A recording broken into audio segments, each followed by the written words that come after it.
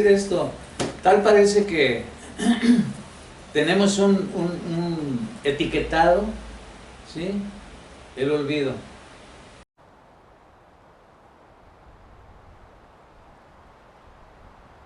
El día de hoy el profesor Raúl Pasi nos contará un poco de nuestro municipio, su historia y por qué nuestro municipio fue tan importante en su época.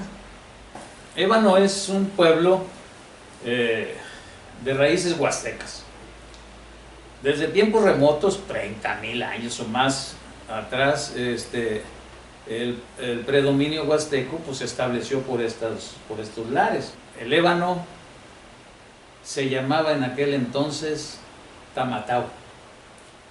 Tamatao viene de, según su toponomía, de por las ruinas arqueológicas que existían, que no eran altas, más que todo eran basamentos, pero estaban bastante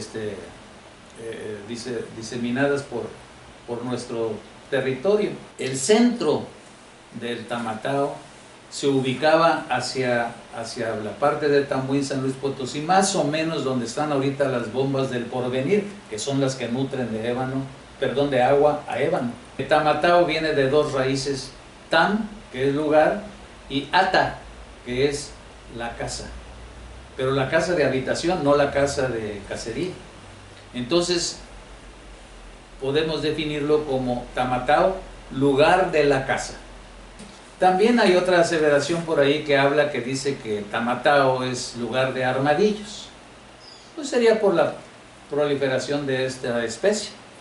Pero más que todo, esas son las raíces oriundas de lo que es hoy ébano y que somos eminentemente huastecos. Ébano viene de un vocablo, el ébano, que obedece a pudiéramos decir, una estación ferroviaria que existió en los tiempos pasados y que sigue existiendo, ¿sí? Pero que se le daba el nombre de el ébano obedeciendo a un árbol de ébano, pertenece a la familia de las acacias, y sobre todo porque ahí en ese lugar paraba el tren y las gentes se guarecían por esa sombra hermosa que tenía el árbol, suculento, muy grande, pues del sol y hasta de la lluvia, y ahí esperaba el tren. De ahí viene la palabra de el ébano, y pues ha ido declinando hasta llamarse en la actualidad ébano.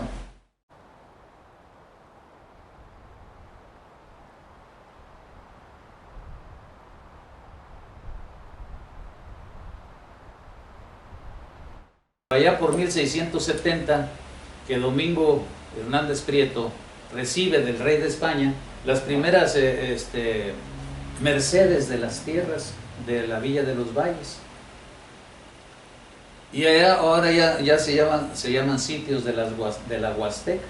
Esa denominación de sitios de la Huasteca posteriormente se llama San Juan Evangelista del Mezquite, que es una hacienda grandísima, un latifundio, no podíamos decir hacienda, ¿verdad? Pero un latifundio que esa encomienda iba dando hasta desde el Abra de Tanchipa hasta el río Tamesí, y desde Tamuín hasta cerca del Mante, lo que es ahora, ¿verdad? Pero digo yo, para delimitar más o menos la extensión del terreno, era grandísimo el latifundio.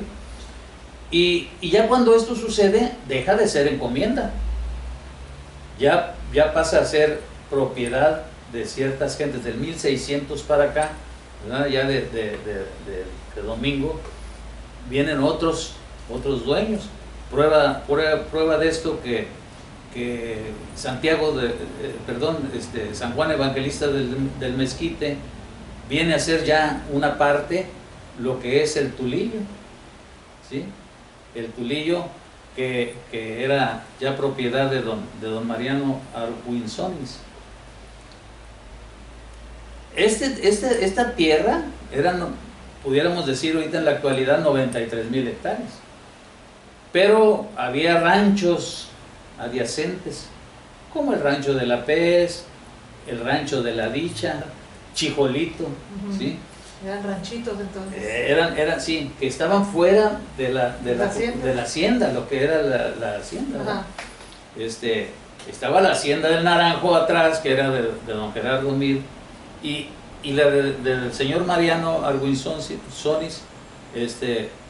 era más abajo, era lo que conocemos como la hacienda del Tulillo. Yo siento que cuando hay el cambio ese de los sitios de la Huasteca y San Juan Evangelista del Mezquite, es cuando adopta por acá esta fracción, ¿cómo le diré? El nombre o la denominación del Tulillo, por algunos tulillares que había ahí. Bien, Ébano, o sea el Tamatao, deja de ser pueblo de encomienda al momento de que en 1670 se establecen ya las propiedades después de la entrega de las mercedes de las tierras de Villa de los Valles. Las haciendas vienen siendo. O sea, viene siendo, sí, eran latifundios, ¿verdad? ¿No? Entonces ya pasa a ser una estancia. El Tamatao viene a ser una estancia de San Juan Evangelista de los Valles, ¿sí? O un sitio, ¿sí? de estancia solamente. Y quedó dentro de lo que era el Tulillo. Pues pasa el tiempo, el señor Arguinsonis sigue con ese que había sido heredado, sigue como propietario de ese terreno que no le gustaba, porque pues como todo peninsular, yo creo que no le gustaba mucho trabajar, ¿verdad? Y pues, ponía que para la siembra no servía porque pues, había unos ojos ahí de agua o de aceite que eran pegajosos, un lodo pegajoso, que donde se iban las reses, y que muchas veces había que andar en tratos con los vecinos porque como no había cercas, pues había ganados que se metían y se ahogaban en las chapopoteras. En 1880 el Congreso del Estado autoriza que las compañías hagan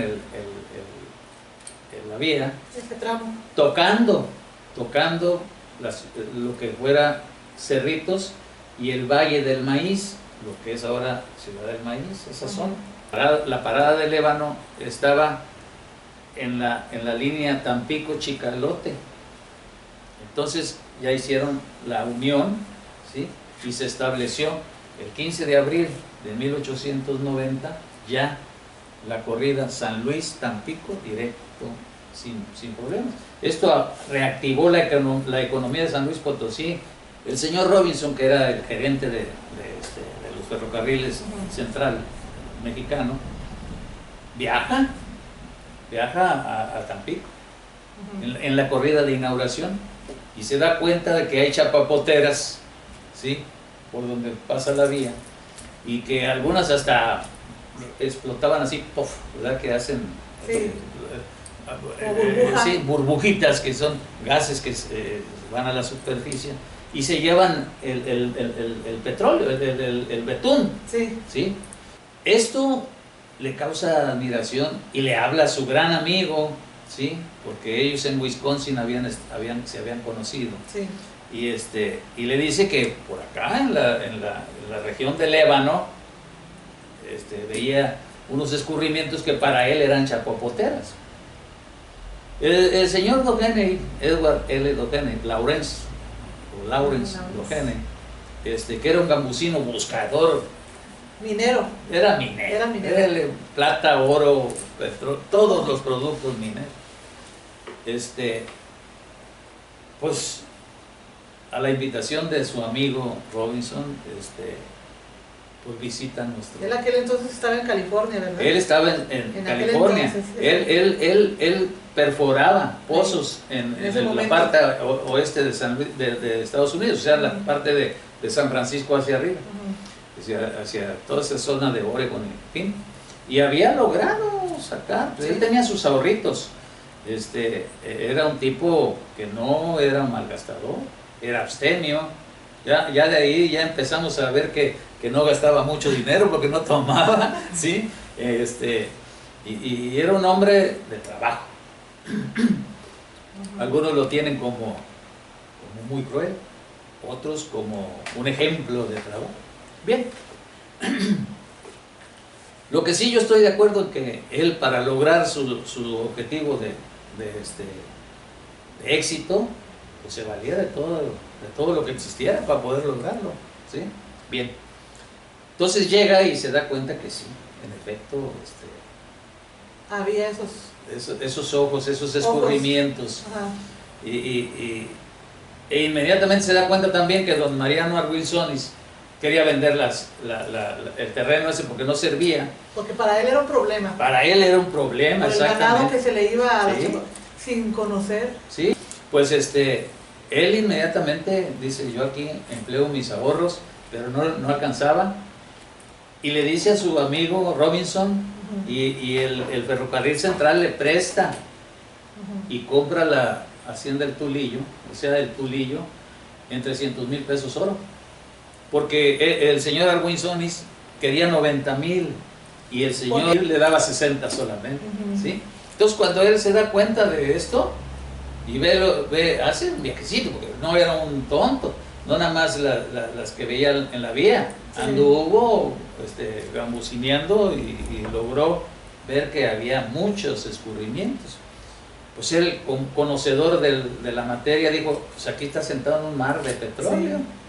Le da 300,000 pesos oro, haciendo región con los ranchos de La Pez, Chicolito, La Dicha, Corcovado, ¿sí?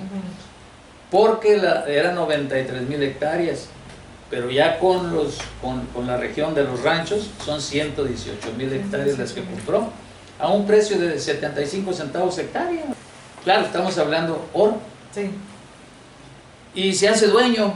Inmediatamente funda la compañía Ébano Fuel y consigue con el gobierno de Porfirio Díaz, que era complaciente totalmente.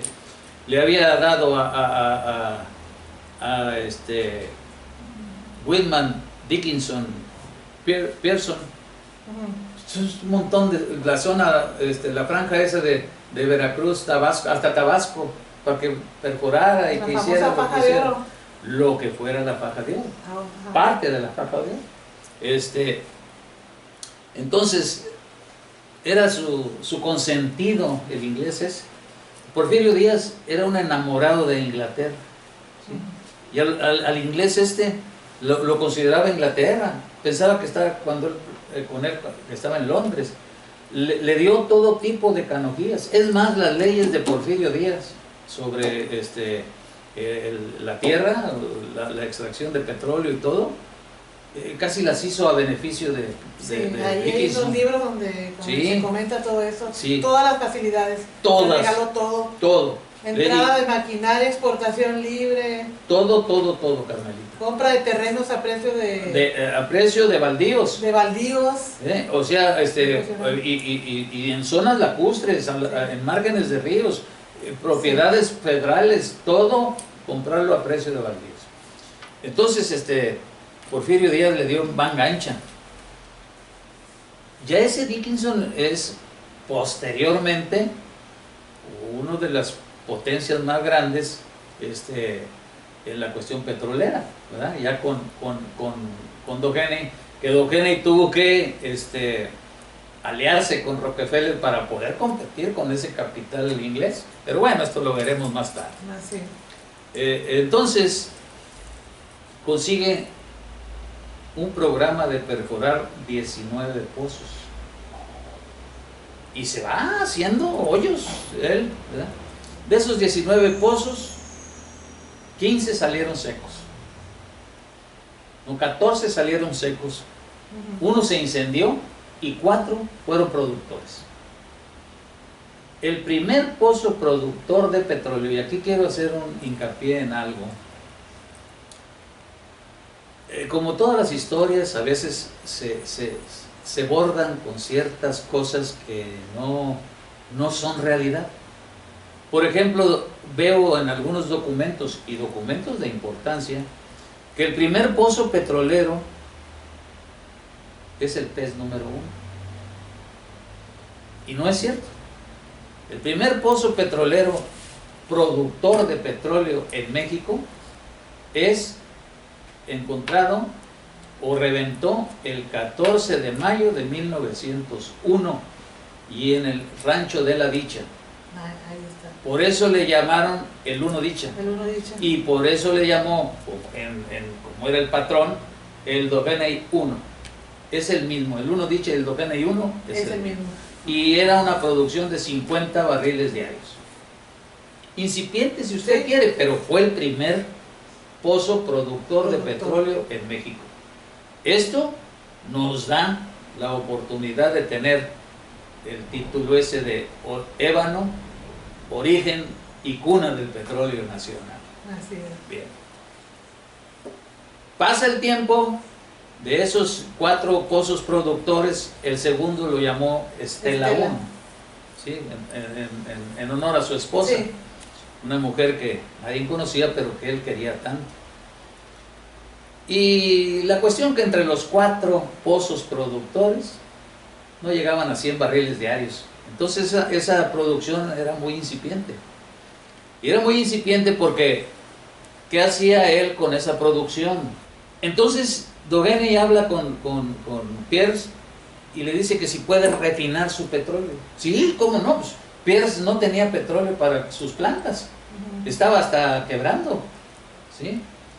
Pero 100 barriles diarios era poco. Era muy poquito. Para ellos. Y para ellos y para Dogeney era muy caro llevarlo del pozo hasta la estación del ferrocarril, donde tuvo que hacer llenaderas, luego llevarlos en pipas guayines con jalado por mulas hasta la estación, y de ahí meterlo a los carrotanques para llevarlos a Tampico, al Volcán. Entonces era muy, muy costoso para Dogeney y no representaba negocio. Ahí empieza el caos para Dogeney. Y la Ébano Fuel trastabillea y empieza a despedir personal y en fin. Llega el momento en que tiene que quebrar. En ese tiempo ya habían venido don Ezequiel Ordóñez y el señor Juan N. Villarelo, 2 geólogos, ingenieros geólogos pertenecientes al Instituto de Geología Nacional, que Porfirio Díaz los había mandado pues, a verificar si había petróleo ¿cómo se llama? En México y en la zona, especialmente en la zona del Ébano, porque Whitman Dickinson le dijo que no había, que le diera más terrenos para seguir perforando. Don Porfirio no era muy así ciego, entonces mandó a esas gentes. Pero ya aquí estaba Dogeney con don Jacobo Valdés, exactamente, que era el apoderado, ¿verdad? Y estaba un superintendente Wiley. Y cuando supieron, esto fue en 1902, tenía la fecha por ahí, parece que fue en abril de 1902. Llegaron y los atendieron a cuerpo de rey, vinos, mujeres, francachela y todo lo que usted quiera. Y no sé si por las atenciones que tuvieron o alguna gratificación, el señor Villarelo, que era el jefe de la comisión geológica que venía, redactó un documento en el cual en los terrenos del Ébano y en México no había yacimientos. Ordóñez redacta su propio documento. Ordóñez dijo no. Y va y pues se opone al dictamen que había dado Villarelo, y pues el jefe o presidente del Instituto de Geología toma lo rompe y es más, lo corre. Renuncia don Ezequiel Ordóñez porque él no estaba de acuerdo con ese informe y se queda sin trabajo. Pero Dogeney, que era un tipazo, un tipo sagaz, muy listo,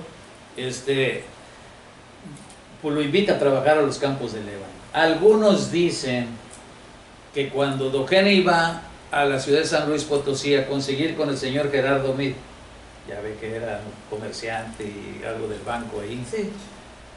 los 50,000 pesos oro, encuentra en la ciudad de Cerrito, San Luis Potosí, a don Ezequiel Ordóñez, que andaba buscando trabajo en la cuestión de minería por ahí, y lo invita a trabajar acá. Otros dicen que no, que desde que andaba aquí lo contrató. Pues, Carmelita, no podemos afirmar, porque la bibliografía y todos los documentos están de la expropiación para acá. Para atrás, pues son conocimientos de las gentes que lo vivieron y pláticas y pudiéramos decir empíricos que vienen de generación en generación. Sí. Pues no podemos atestiguar. Puedan ser, la cuestión es de que el señor Ordóñez vino a trabajar a los campos de Lébano. Con esos 50,000 pesos oro, Canfield y que era su socio, Charles A. Canfield, sí. También era geólogo, y Doheny se van a San Francisco. En ese tiempo era el centro neural del comercio, ¿verdad?, en Estados Unidos y en el, pues podríamos decir en el mundo, pues, y hacen una emisión de 3 millones de dólares en acciones, y se viene y construye, o sea, forma la Mexican Petroleum Company con el mejor geólogo mexicano, aunque Dickinson, ¿cómo le dije? Wyman Dickinson Pierce tenía a De Hoyle, un geólogo norteamericano buenísimo también, pero conocedor de la zona huasteca y de las zonas de aquí de Lébano, porque él había hecho muchos estudios de mecánica de suelos, muchas observaciones de los escurrimientos, y tenía muchas bases para perforar sistemáticamente, porque los 19 pozos de Doheny estaban perforados, pudiéramos decir, sin sistema. Allá está brotando, dale el hoyo ahí. No, pues no, ¿verdad? Pues ya sabe usted que hay escurrimientos y cosas de eso. Entonces, al estar trabajando aquí, el señor Ordóñez le decía al señor Doheny y al señor Canfield que dejaran de perforar hacia la zona norte, digo, de la estación, ¿sí? Y entonces, pues, se vinieron a perforar hacia el sur, pero no le hacían mucho caso. Recordemos que el primer campamento de Doheny, ¿ya?, desde que llegó ya en el 900, él llega en el 900, pero ya en el 901 lo instala ahí en la parte sur de la vía, o sea, ahorita está un baldío ahí, ¿verdad?, y ahí está el campamento, y estaban los árboles de ébano esos que daban mucha sombra también, o sea, donde estaba la estación. Ahí estaban las primeras oficinas. De este lado de la vía, la parte sur de la vía. Las oficinas están en la parte sur de la vía, como está la estación ahorita, sí. el edificio. Ahí se movía todo, oficinas y campamento y bodegas y lo que usted quiera y guste. Claro, era lógico porque pues ahí llegaba el tren, pues, nosotros acá era el campo, pero en sí el comercio y todo mucho después estuvo en la estación. Sí. Bueno. Entonces, una ocasión en un festejo ahí, un acercamiento, don Ezequiel Ordóñez los convence de perforar hacia el sur. Bueno, sí, pero ¿en dónde? Vamos perforando en la falda del Cerro de la Tesa. Ahí fue. ¿Sí? Y en 1903, ya casi por diciembre del 3, mueven la tubería para el equipo hacia el Cerro de la Tesa, la maquinaria. Pues, entre comillas, es una incipiente, una maquinaria, un guayín con una torrecilla de madera y bueno, cosas. Tuvieron que talar los pocos árboles que había para sacar la madera para hacer tanta torre, porque ya para la construcción de aquí del cerro y todo esto, ya en el Cerro de la Pez tenía una producción, 13 pozos perforados y produciendo los 13, nada más en la periferia del cerro. Pues llegan ahí, perforan, empiezan los trabajos, todo enero, febrero, marzo, imagínense ustedes las pulsetas o los balancines, los equipos rudimentarios de ese tiempo, que eran un balancín que ¡pac! Y luego cubetear para sacar todo eso, y otra vez. Fue un lapso ahí de 3 meses, porque el 3 de abril de 1904 brota el pez número 1 con una producción de 1500 barriles diarios, Carmelita, que eso era un mundo de petróleo. Estaban acostumbrados a sacar 50 como máximo. Entonces ahí inicia, propiamente dicho, el negocio del Dogenio. Y también podemos tener el título de que con el pez número 1 en 1904 empieza o nace la industria petrolera en México. ¿Sí? Pues es tan importante eso, ese pozo. ¿Sí? Claro, hubo otros pozos que dejaron al pez número 1 incipiente. Sí. Tenemos el San Diego de la Mar, que se incendió desde luego, pero el Dos Bocas. Pero era el San Diego de la Mar. El Casiano. El Juan Casiano fue menor en producción. Pero también tenemos hasta la fecha el Cerro Azul 4, que en su momento dio 240,000 barriles. Entonces, pero en fin, en ese tiempo, estamos hablando de 1904, el pozo pez número 1 es el non plus ultra. Empieza el negocio de la Mexican Petroleum Company, tanto que para sacarlo hace un terraplén con una vía de ferrocarril hasta la estación, fabrica ahí tambores, pone una fábrica de tambores de lámina, ¿sí? Para envasar el querosenes y ¿cómo se llama? Y el asfalto, y tiene la primera refinería también ahí en la zona del cuartel, la parte alta. Aquí le decía yo de la mentirilla que existe.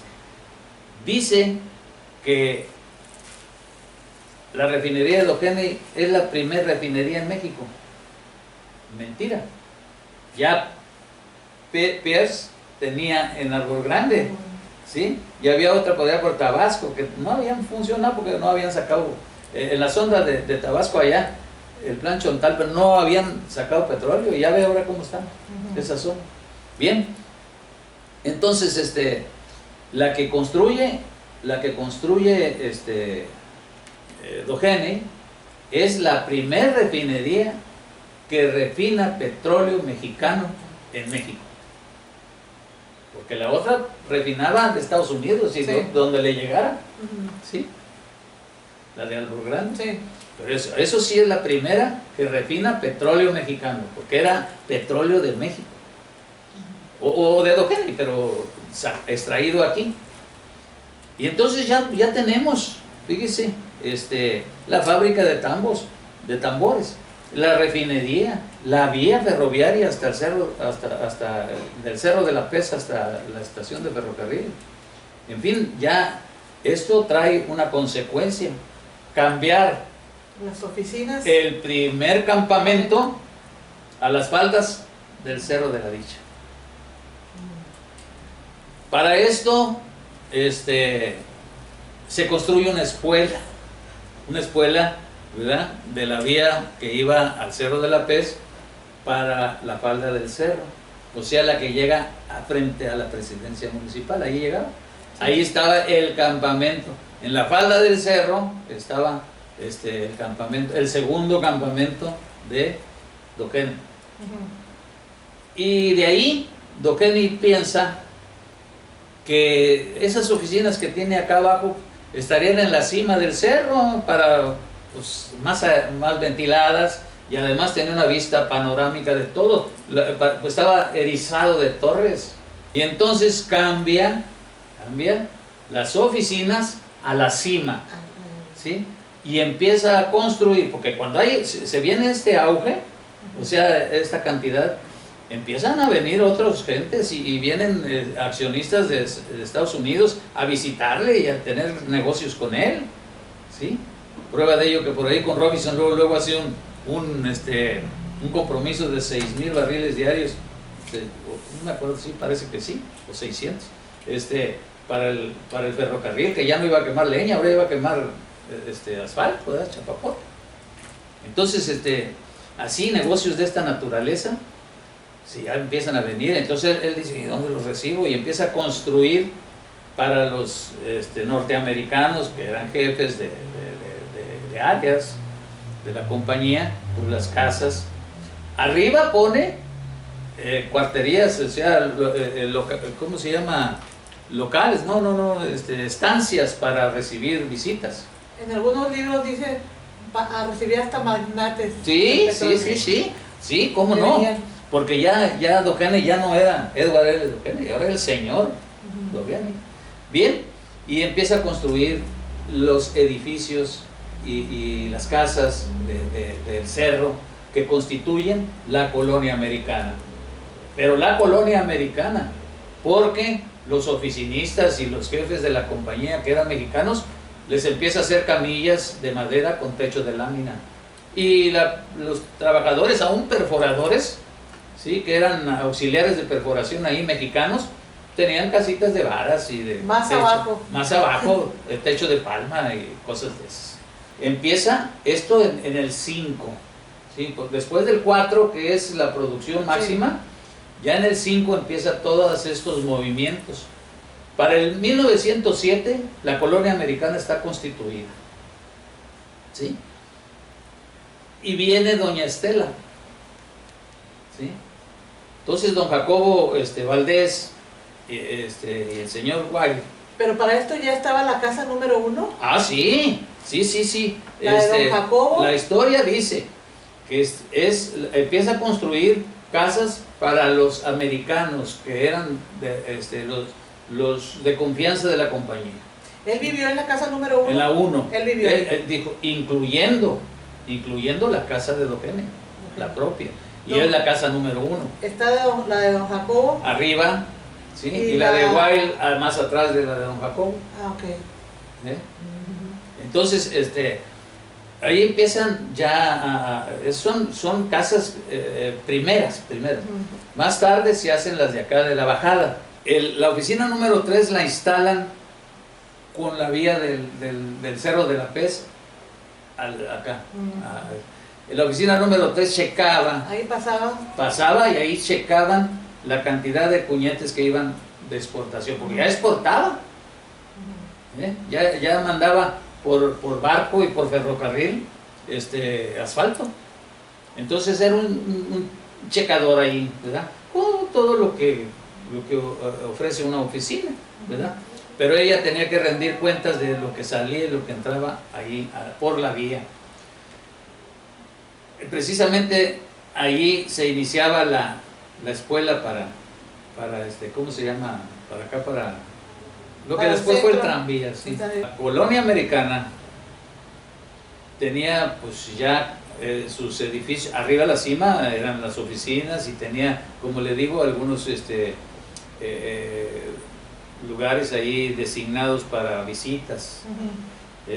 Pero también había casas de los jefes, entre ellos la de Doheny, que es la casa 1, y tenían su comedor también, o sea, para exclusivo.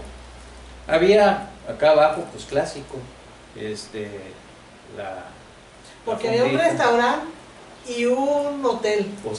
Posteriormente. Sí, donde está ahorita la VR, lo que fue pagaduría, y esa zona. Que más adelante vamos a platicar, sí. Pero que desaparecieron con el ciclón del 55. Pues sí, se volaron muchas láminas y todo eso. Ajá, pero le voy a decir, ya la colonia americana estaba funcionando, ya había casitas acá de trabajadores, ya había camillitas de los oficinistas, Los sueldos iban de acuerdo a las categorías. Por ejemplo, los artesanos como fontaneros, plomeros, paileros, tanqueros, pues esos ganaban 5 pesos, ganaban 4 pesos, ganaban unos 50, no, 3 pesos, según. Los que más ganaban eran los choferes, los veladores, y esos ganaban entre 6 pesos, 4.50 y 4 pesos. Al peón le pagaban 1.20 y era jornal de todo el día. Eso pues como que molestaba, ¿sí? Si hablábamos de prestaciones no había ninguna. Si se enfermaba un trabajador, se iba para su casa sin sueldo y cúrese como pueda. Cuando se alivie viene.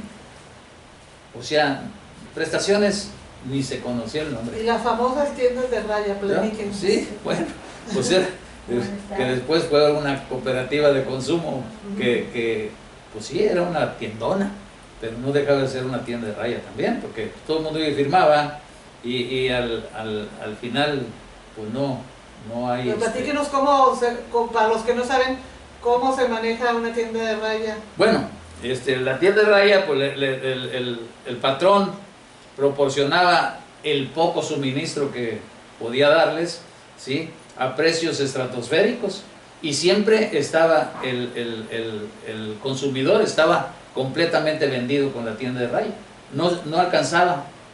Al final le salía debiendo a la tienda de raya un montón de dinero. Por eso fue también una de las... Tal vez el dinero les tocaba, creo que con vales. No, sí, ya después les daban un ticket, una o sea, no les etiqueta. pagaban, se les daba... Sí, pues para que saliera a surtir. Y él tenía que ir a cambiarlo obligatoriamente, sí, a las famosas tiendas. Sí, y luego esa también fue uno de los causales del sindicato ya posteriormente. Bueno, entonces resulta que cuando ya estaba se anuncia la venida de Doña Estela, ¿sí? Viene Doña Estela, la señora californiana, guapa. Fue su segunda esposa, creo, ¿verdad? Sí, fue segunda esposa del señor Doheny. Según él la quería mucho, y prueba de ello que le puso Estela 1 al segundo pozo. Pero la llegada de Doña Estela fue todo un acontecimiento. Desde un mes antes andaba don Jacobo Valdés como loco, ¿cómo se llama? Buscando todo lo que fuera necesario para el momento de la llegada. Se mandaron a hacer piezas como de jardines, fueron a otros lugares a traer flores para el día exprofeso, guapangos, música, 1000 cosas, vacas, borregos, guajolotes y todo para comer. Ese día fue de fiesta. Era día de fiesta. Tanto que Doheny suspendió 2 horas el trabajo en el campo petrolero. Bien. Hasta creo que por ahí leí que se escogían a las damas. Para el recibimiento. Para el recibimiento con flores. Sí. No iban las feas. No iban las feas. Iban las señoras de los petroleros más guapas e hijas más guapas. Para recibirla en la estación. Sí. Con sendos ramos de flores y todo. Venía el señor Robinson precisamente en la caravana de la señora, en el tren, vamos. ¿Cómo era tan importante ese acontecimiento? Sí, fue muy importante, porque acuérdense que Robinson, pues, entre comillas, fue socio, pues no le prestó dinero para la compañía. Bueno, no él, el ferrocarril, pero como quiera él estaba al frente. Y fue factor determinante también para que viniera Doheny. Entonces en el tren venía Robinson. Claro que la señora traía su vagón. El vagón de la señora era pudiéramos decir, el carro de los señores Doheny, ¿sí? Y la señora era Estela W, no me acuerdo la W, ¿verdad? De Doheny. Pero ya para llegar, el señor Robinson ordena que el silbato, y un escándalo, Ya viene. se baja y se pasa adelante el tren. y cortan ¿cómo se llama? El carro de la señora. Ya había don Jacobo hecho la espuela para ir al centro, ¿sí? Un camino, el que pasa por el banco, del Banco de Comercio, derechito, que se llama, parece que se llama la calle que va así, Vicente Guerrero. ¿Manuel Lárraga? No, Manuel Lárraga es la de acá, nueva. No, antes. La del Colonial, ahí sí, la sí. donde está el restaurante chino. Sí. Bueno, Vancomer, y sigue, brinca y baja y va para allá. Ese se hizo cuando vino doña Estela y fue el camino a la estación por muchos años. Y la vía del tren en la J. Mújica, esa del Chácharas, para adentro. Ahí venía. Aquí en la esquina de aquí donde estamos ahí, estaba una caseta de la Mosca Prieta, después, cuando ya echaron la carretera. Esta 16 de septiembre es posterior, les voy a decir ahorita por qué. La del ferrocarril era la del Chácharas, esa que va para allá. Y parece que se llama J. Mújica, Francisco J. Mújica. Entraba y esa si llega a la oficina 3, ahí donde en los Osorio. Checaban. Y de ahí baja por el lado de las calderas, acá, o sea, hasta hay un caminillo ahí, y baja la logia, y se va por atrás de la logia. Ahorita es el camino para ir a la laguna, y pasa ahí, y se va por el camino que va a la laguna. Porque antes para los carros el camino era de la bajada del cuartel, ¿sí?, derecho, y allá por donde está el 104, que es la Laguna Chica, allá se juntaba con la que venía, que era la vía del ferrocarril. Y ahí brincaba y ya seguía para la Marlan, ¿sí? Y la vía seguía para el Cerro de la Paz. Bueno, entonces resulta que llega doña Estela, un gran acontecimiento, se emocionó la señora, ¿verdad? Las damas de aquí, evanenses, la cubrieron de flores, de elogios, de esto, del otro, y pues todas, y que Dios la guarde, y que eso y esto otro. Y la señora era católica. Don Henry no, era presbiteriano, después supimos, pero antes no se sabía la religión de él. Y entonces la señora, pues, ay, muchas gracias, Dios te bendiga, ¿verdad? En fin, y el anhelo más grande de las señoras de Ébano era tener una iglesia donde ir a dar rienda suelta a la fe, ¿verdad? Y le pidieron un templo, le pidieron la construcción de una iglesia, de un templo, y la señora accedió. Entonces le dijo al señor Doquene, y me eché el compromiso Edward, ayúdame, porque pasó el tiempo, pasaron 2-3 semanas y no le... Y doña Estela seguía recibiendo muchas atenciones, y pues iban y le hacían que las gorditas, y en fin, 1000 cosas. Lo que somos nosotros así de hospitalarios, ¿verdad? Y resulta que la señora le vuelve a decir y él nada más, dijo, sí, está bien, pero no dio, ¿verdad? En varias ocasiones se lo pidió. Sí. Cuenta por ahí, parece que Santos Llorente, creo que es donde está un dato de eso. Bueno, la cuestión que un día la señora le dice a don Jacobo, oiga, don Jacobo era el más máximo servidor de doña Estela. Le dice, ¿sabe qué? Deme una cuadrilla de gentes y ábrame la bodega. Así, por eso, así. En la bodega había, pues, estaban llenas de, por ejemplo, cuando hicieron esos ¿cómo se llama?, edificios del Cerro de la Dicha, pues trajeron góndolas de piedra de labra, ¿sí? madera, lámina, todo había. Pero eso lo hizo sin saber Eugeni. No, bueno, acá con el templo sí, pero me refiero a lo que había en la bodega, había sí. mucho material. Cuando hicieron esas casas había arena, cal, porque no había cemento. Esas casas no tienen cemento. El ladrillo venía de Inglaterra, ustedes lo saben, y eran ladrillos amarillos y rojos, y hasta traían Made in England, traían un sello ahí marcado, pero todo era con mortero, cal viva, que la apagaban, y arena, y era como pegado. Entonces, en la bodega de acá del nuevo campamento, pues ya estaba, ¿cómo se llama? También un montón de material. Y le digo, ábrale ahí y sáquele.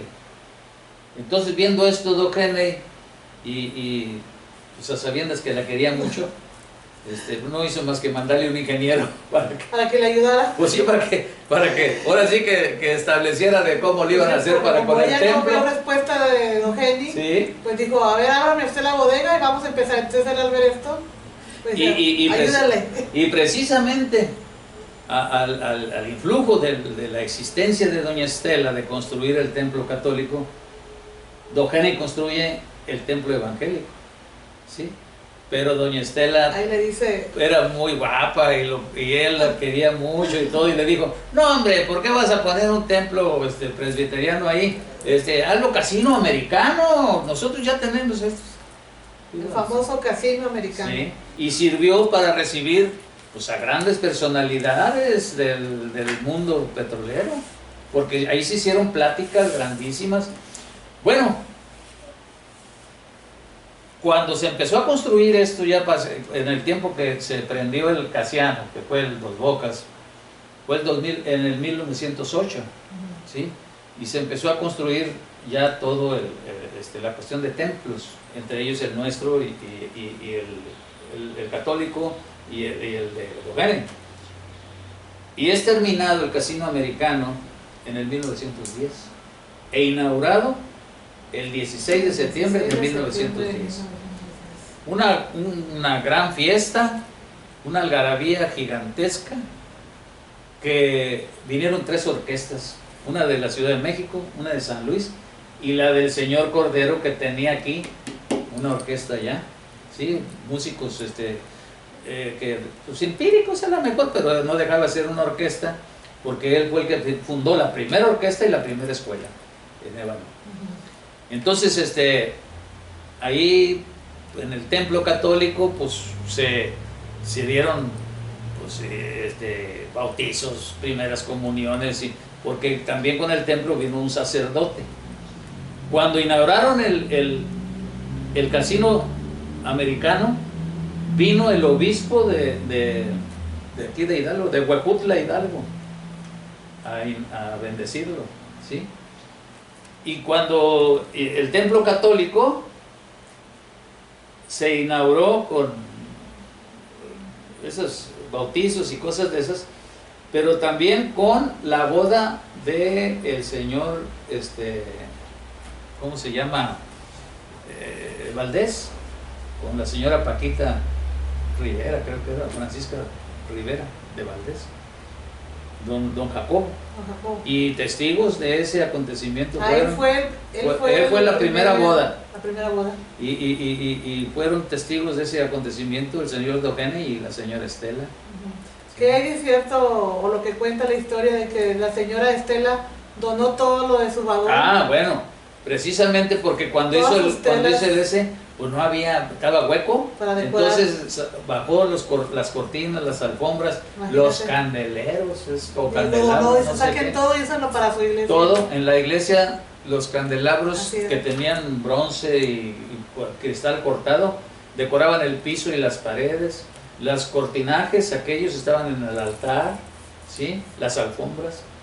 Precisamente cuando llega doña Estela a la estación, el señor Robinson hace bajar una alfombra roja que el ferrocarril central tenía exclusivamente para personalidades que llegaran a algún lugar. Y la bajó ahí. Y de ahí nada más subió a su carro y lo trajeron por la carretera que Por ahí hay fotos ya del dominio público donde la iglesia original, nada más. No, pues imagínense, la construyeron en 2 días. Es sencilla y ya después construyeron lo demás. Sí. Se hace ese evento. Y más rimbombante fue porque el 13 de octubre cumplía Doheny. Entonces hizo, la fiesta siguió, después del 16 de septiembre de inauguración, siguió la fiesta sin vino, porque el señor Doheny era abstemio y tenía orden de que el que violara esa ley, el checkpoint, ese, ¿cómo se llama? El checkpoint. Por lo que yo he leído, no nada más era fiesta entre ellos, era fiesta todo abajo. Sí, es que le voy a decir esto. Para los trabajadores, las fiestas de ellos eran de ellos. Y en la fiesta de Doheny, todos los con frac y todos muy elegantes en el casino, pero acá en lo que es las canchas de tenis estaba la gente, ¿sí? Y estaban los trabajadores y para todos eran. Y por ahí he leído que ellos sí. Más ellos metían por abajo del agua caña. Ellos sí. Sin que se diera cuenta de él. Sí. Y yo siento que estos policías que tenían, porque ya tenían un grupito ahí, antes de aquellas guardias blancas que pusieron, que eran malas. Ahorita le voy a decir cómo nacen esos. Pues se hacían de la vista gorda, pues también, pues allá ahora sí que la gente trabajadora es la que hacía. Lo de acá era refinado. Bueno, ya se confundía acá con la gente. Aparte de que era la patrona, ¿verdad? Pues era muy altruista y sobre todo muy condescendiente con las gentes. Es que solamente había recibido puras atenciones de las damas, las señoras de ese tiempo, que lo único que sabían era del trabajo de sus maridos, que eran jornadas arduas, ¿sí? Y cuando ella llegó, empezó a ver por la gente esta que tuviera más una vida de mejor calidad. Poquito a poquito les fue, ¿cómo le diré? Al guiso del templo católico, Doheny forma un sindicato católico, porque ella le dice, oye, ¿cómo es posible que tengas esta gente así, en fin? Y forma un sindicato católico, un sindicato que es blanco, porque hace lo que dice la compañía, ¿sí? Pero no deja de ser un sindicato que ya habla por el trabajador, aunque, insisto, la compañía, Doheny lo había hecho nada más porque la señora no se molestara, porque una ocasión escucha unos golpecitos en su oficina Doheny y es don Jacobo, y trae a un señor alto, blanco, sombrero tejano, trigueñón. Era Juan de Dios Santos. Lo mandaban las autoridades de Tamuín. Acuérdense que el municipio era Tamuín. Y para que fuera el comandante en Ébano. El señor Doheny lo acepta y los manda con el superintendente, el señor Wild. Y el señor Wild hacía lo que decía don Jacob. Don Jacob era el que estaba pegado a Doheny. Y le dice, ¿usted sabe, don Jacob? Pero le entrega 30 agentes a Juan de Dios Santos, comandante, ¿verdad? Y le otorgan un lugar para comandancia de policía y para cárcel, desde luego. Don Jacobo y este señor traban una amistad muy, muy firme, pero él era un matón. Él era gente de horca y cuchillo, tanto que le decían Juan del Diablo. A don Jacobo le decían la rata, porque abusaba del poder. Sí. Entonces él era la famosa rata. Era la rata. Entonces ahí va la rata y ahí va Juan del Diablo y el señor Doheny pues sabía que el policía ese le servía a la compañía, ¿sí? Porque atento a qué decía fulano, qué decía sutano, esto y esto, ay, ven para acá, y los metía acá, en fin.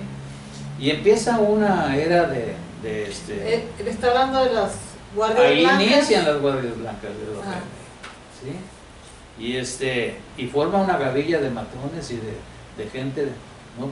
De ahí viene el clásico de Doheny cuando le decía, ¿me lo vendes tú o se lo compro a la viuda? O sea, en el ansia, porque esto estamos hablando de ébano, pero a nivel nacional, Ajá. sobre todo la Huasteca veracruzana también, ya están otras corporaciones fuertes, como la de Dickinson, Pearson, ¿cómo se llama? Wyman, que es aquel inglés que protegía, ¿cómo se llama? Tanto que él forma la Compañía Mexicana del Petróleo del Águila, ¿sí? Ya Doheny extiende hacia Veracruz también sus tentáculos, ¿sí? La zona de Tamiagua y acá, lo que es las brechas de la Huasteca, ¿sí? De Cerro Azul para abajo ahí, ¿sí? Y de Cerro Azul para acá, y todo eso, está el otro señor más fuerte, Dickinson, y por ejemplo, para exportar crudo para Estados Unidos, Doheny hace unos muelles del lado de Veracruz, frente a Tampico, lo que es Mata Redonda, ¿sí? Y de ahí exporta por barco, ¿sí? Y petróleo para Estados Unidos también. Ébano aparentemente no ofrece nada, pero tiene lugares de embrujo, hay lugares bonitos que no los hemos dado a conocer mucho, porque yo siempre he dicho que las administraciones municipales poco han puesto, o casi nada, ¿sí? para difundir nuestro terruño. Los ayuntamientos, pues ahí pasan grises, poco hacen. ¿Por qué? Porque pues sabían que Petróleos mandaba la máquina y hacía la calle aquí, ¿verdad? O la refaccionaba. Teníamos luz de Petróleos, teníamos todo de Petróleos. Entonces como que los gobiernos se olvidaron. Éramos una delegación de Tamuín, pero pues Tamuín lo único que mandaba era gente a cobrar. Nomás los impuestos. Hasta el 63, ¿sí? Ébano se hizo municipio. Sí, entonces, y después batallamos mucho, y también batalló la gente, porque no estaba acostumbrada a pagar luz, agua, nada de eso. Tal parece que tenemos un etiquetado, ¿sí? El olvido de ébano, porque si en la batalla del Ébano, que es una de las más importantes de la Revolución Mexicana, ¿sí? El ébano fue el paso obligado de Villa para Tampico, o sea que esta fue un baluarte de defensa de Tampico, ¿sí? Los tampiqueños ni se dieron cuenta. No, pues no saben ni dónde está. Hubo ahí gente en Tampico que no se dio cuenta de la gran batalla del Ébano. Y esto lo podemos ver pues en el libro de Roberto Guzmán Quintero, La batalla del Ébano. Pues ahí lo vemos categóricamente, que ellos no se dieron ni por enterados. Y aquí estaban los cocolazos a la orden del día. Sí. Bueno, yo quiero dejarles algo para que lo tome ahí en la foto, porque este es de mi archivo ahí. El ébano, cada letra tiene un significado, ¿sí? Por eso es el secreto mejor guardado de la Huasteca Potosina. Descubrirlo, nos toca a nosotros difundir parte de su patrimonio cultural, Carmelita, sí. Y ojalá las nuevas generaciones descubran ese secreto, ¿sí? Porque ébano, la calidez de su gente, su hospitalidad, su gastronomía, tanto que el que viene a ébano regresa. Está todo el aspecto huastecoide, o sea, el archivo histórico desde el punto de vista de etnia. En la B está ya lo correspondiente al petróleo, al ébano petrolero, ¿sí? En la A está precisamente la construcción de esos edificios históricos de la colonia americana, ¿sí? En la N están las luchas sociales donde ha sido ébano escenario de grandes acontecimientos, problemas del sindicato, la gran batalla del ébano del 21 de marzo de 1915 al 31 de mayo, 72 días de combate. Pues ya vemos los lugares paradisíacos de ébano que tiene como locaciones turísticas también, ¿sí? Yo invitaría a todos, a los de afuera, a visitar a ébano y a los de adentro a conocer su historia. Así es. Carmelita, mil gracias por su atención y por haberme invitado a esta aventura de la comunicación. No, pues muchas gracias a usted, maestro. Espero haberle platicado, pues, amenamente, ¿sí? Ya científicamente y con más datos podríamos tenerlo en cualquier, pues, cualquier encuentro, ¿verdad? Pero ahora lo hicimos de una manera de muy buen ambiente, de mucha tranquilidad y sobre todo de mucho de amalgama, ¿sí? Porque usted me pregunta y yo le contesto y hemos coincidido porque también conoce usted bastante Porque de nos eso. apasiona la historia. Y nos corresponde, porque como ebanense le decía, no podemos sustraernos, pues, a difundir parte del patrimonio histórico de este lugar, que lo he denominado ébano, el secreto mejor guardado de la Huasteca.